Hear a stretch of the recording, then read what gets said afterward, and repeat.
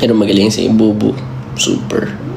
Nakikinig yun. Hindi yun kakain hanggat di ko sinasabi. As in, kahit isang oras na nandyan yung pagkain, iiwan niya. Hindi niya kakainin yun hanggat walang go.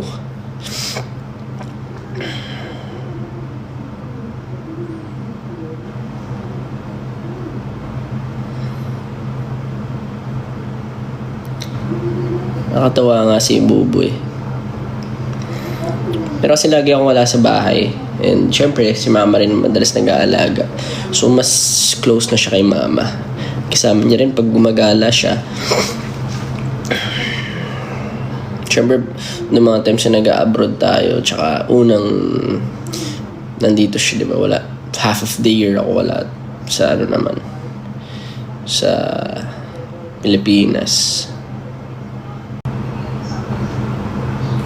Can y'all not ask me uncomfortable questions, guys? I'm telling you. Then, nagtataka kayo pag di ako nagla-live in public.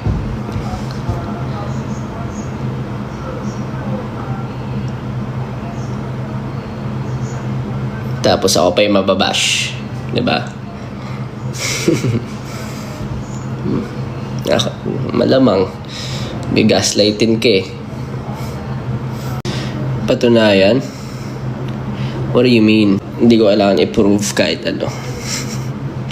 Para sa mga ano lang yan. Para sa mga taong may kailangan lang yan i-try na patunayan pa. I'm done with it. Do I say more? Do I say less?